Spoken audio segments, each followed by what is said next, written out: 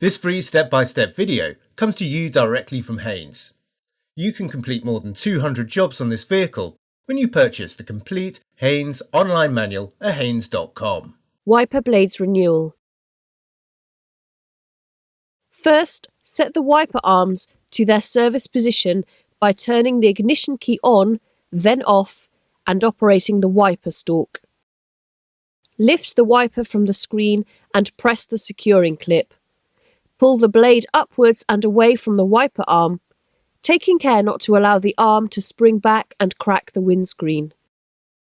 Fit the new blade to the arm by hooking it into position and depressing the clips before locking it into place.